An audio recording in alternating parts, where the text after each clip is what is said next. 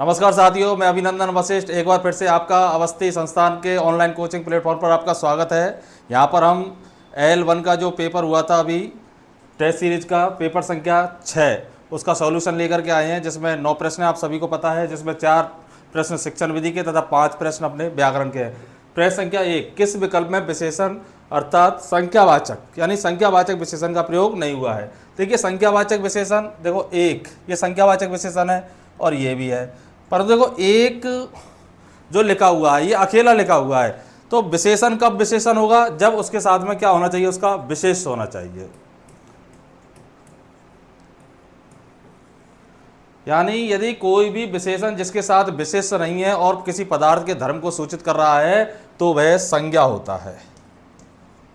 ठीक है, तो देखो यहां पर पहला देखा, एक रोता है और एक हंसता है। अब इसका पता कैसे लगाएंगे ये विशेषण है या नहीं है। तो पहली बात तो इसमें विशेष नहीं है। अब ये संज्ञा है या नहीं है तो इसका भी पता लगा सकते हैं। तो विशेषण के स्थान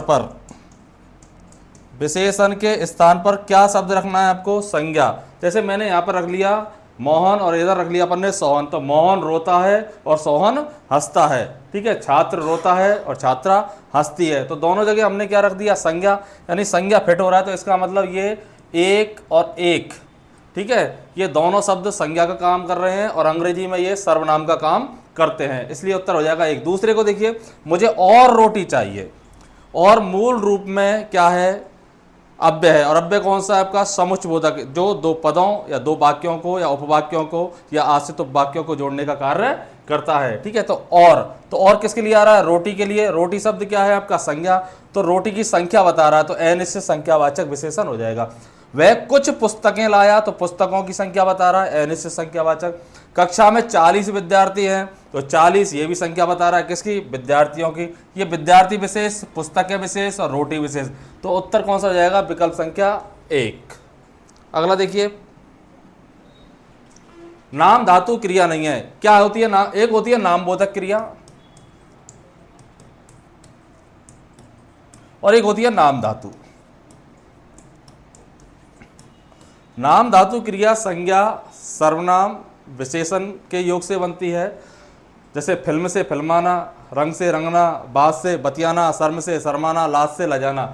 नामबोध क्रिया क्या है, इसमें एक शब्द कोई संज्ञा होता है या कोई एक विशेषण होता है और उसके साथ कोई दूसरा शब्द ऐसा जुड़ा रहता है जो पूरा शब्द मिलाकर के क्रिया का कार्य करता है। जैसे भस्म करना, स्वीकार करना, धक्का देना, पीला पड़ना, होश उड़ना। ठीक है, तो देखो फिल्म से फिल्माना, रंग से रंगना, बात से बतियाना, जुर्म से जुर्माना। तो जुर्म विदेशी भाषा का शब्द है, ये भाववाचक संज्ञा है, और जुर्माना ये भी भाववाचक संज्ञा है। जैसे मैंने जुर्माना भरा, तो क्या भरा, जुर्माना, और जुर्माना भरना पूरी क्रिया भी है। जैसे दान, दान कर्म का भी काम करता है, दान करना पूरी क्रिया भी है। जैसे मैंने रक्तदान किया, तो रक्त दान किया तो रक्त कर्म करेगा और दान किया पूरा क्रिया का काम करेगा। और मैंने दान दिया या दान किया, तो इसमें दान कर्म का काम करेगा और देना एक क्रिया का कार्य करता है। तो जुर्म से जुर्माना नाम धातु क्रिया नहीं है। अगला देखिए, किस विकल्प में सार्वनामिक विशेषण नहीं है। किस विकल्प में सार्वनामिक विशेषण नहीं है। तो सार्वनामिक विशेषण क्या होते हैं, कोई भी विशेषण जो किसी संज्ञा शब्द की ओर संकेत करते हैं वो सार्वनामिक विशेषण होते हैं। हम जानते हैं 4 तरीके के होते हैं, पुरुषवाचक सर्वनाम मैं तथा तू और निजवाचक सर्वनाम आपको छोड़कर। शेष सभी सर्वनाम जब विशेषण के रूप में होते हैं तो वो सार्वनामिक विशेषण का कार्य करते हैं। तो इस क्षेत्र, तो इस किसके लिए आया है, क्षेत्र के लिए।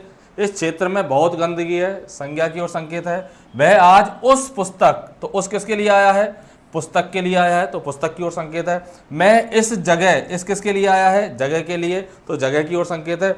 वह पुस्तक से पढ़ रहा है, तो यहां वह पुस्तक से पढ़ रहा है, यह वह पुस्तक के लिए नहीं आया है बल्कि एक किसी पुरुष के लिए आया है। तो वह यानी कि मोहन, मोहन पुस्तक से पढ़ रहा है। आप पता कैसे लगाएंगे वह पुरुषवाचक सर्वनाम है या नहीं है। तो वह पुरुषवाचक सर्वनाम है या नहीं है, इसके लिए आपको क्या करना है, किसी जातिवाचक या व्यक्तिवाचक संज्ञा को रख देना है। तो वह पुस्तक से पढ़ रहा है, मोहन पुस्तक से पढ़ रहा है, राधा पुस्तक से पढ़ रही है, ये उत्तर आपका हो जाएगा। ये पुरुषवाचक सर्वनाम है।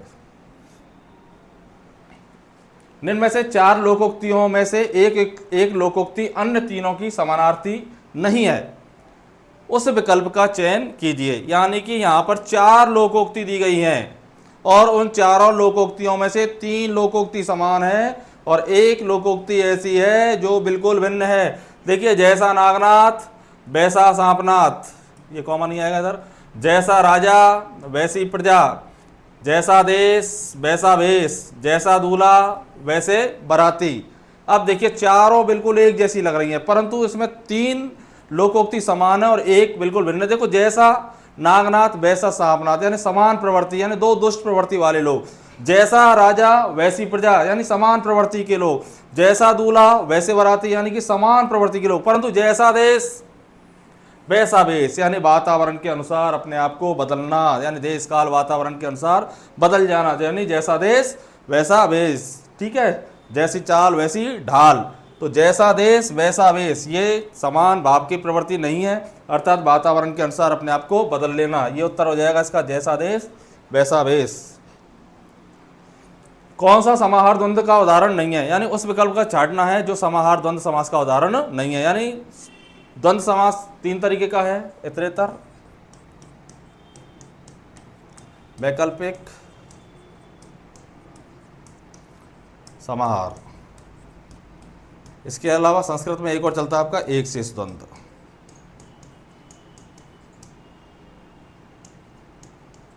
एक शेष द्वंद्व जैसे पितरऊ, दंपति, यानी पति पत्नी, पितरऊ माता पिता, छात्रऊ छात्रा व छात्रा।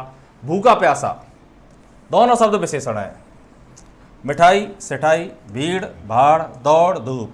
ठीक है, तो भीड़ भाड़, तो भीड़ का अर्थ है, भाड़ का नहीं है। तो समाहार द्वंद्व में कई बार एक शब्द ऐसा सार्थक होता है और एक उसका ऐसी अनुध्वनि होती है, निरर्थक होता है, जो उसके साथ बराबर में चलता है। जैसे चाय वाय, पुस्तक पुस्तक, रोटी सोटी। ऐसे ही आपका भीड़ भाड़ हो रही है, दौड़ धूप। ठीक है, तो दौड़ रहा है वो, धूप का कोई मतलब नहीं है। मिठाई सिठाई, तो भूखा प्यासा, यानी दोनों शब्द क्या हैं आपके, विशेषण है, इसलिए क्या हो जाएगा इसमें, कर्मधारय समास हो जाएगा। ये विकल्प के अनुसार करते हैं इनको। तो भूखा प्यासा में कौन समास होगा आपका, कर्मधारय। अगला देखिए, असंगत विकल्प है। इकाई विधि मॉरिसन, बिल्कुल सही है। व्याकरण अनुवाद विधि रामकृष्ण गोपाल भंडारकर, ये बिल्कुल सही है। दल शिक्षण नहीं, स्पेंसर नहीं है। दल शिक्षण हार्वर्ड विश्वविद्यालय।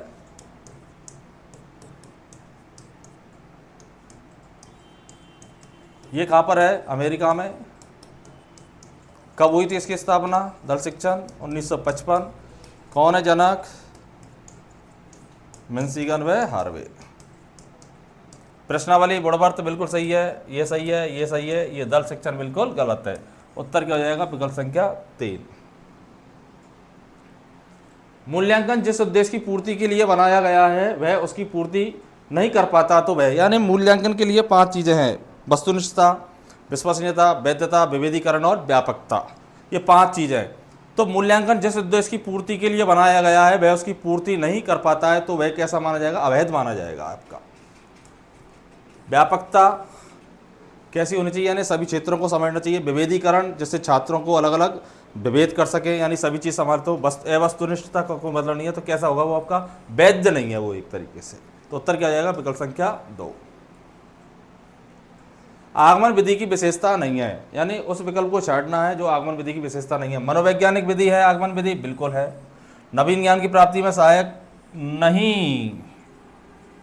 तीसरा विकल्प देखिए, छोटी कक्षाओं के लिए उपयोगी है, बिल्कुल छोटी कक्षाओं के लिए उपयोगी है। ठीक है, बालक की तर्क शक्ति का विकास होता है, बिल्कुल होता है, परंतु नवीन ज्ञान की प्राप्ति में भी सहायक होती है। तो उत्तर क्या हो जाएगा, विकल्प संख्या 2।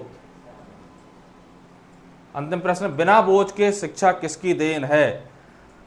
ये तो कोई मतलब ही नहीं है। राष्ट्रीय शिक्षा नीति 1986, इसमें सबसे पहले सतत एवं व्यापक मूल्यांकन के लिए बनाया गया था। और कोठारी आयोग इसका 64-66, ये मतलब नहीं है। तो उत्तर क्या हो जाएगा इसका, यशपाल समिति, जिसने क्या बताया था, बिना बोझ के शिक्षा होनी चाहिए, अर्थात छात्रों पर अनावश्यक दबाव नहीं होना चाहिए। तो ये थे आपके आज के प्रश्न 9 L1 के लिए।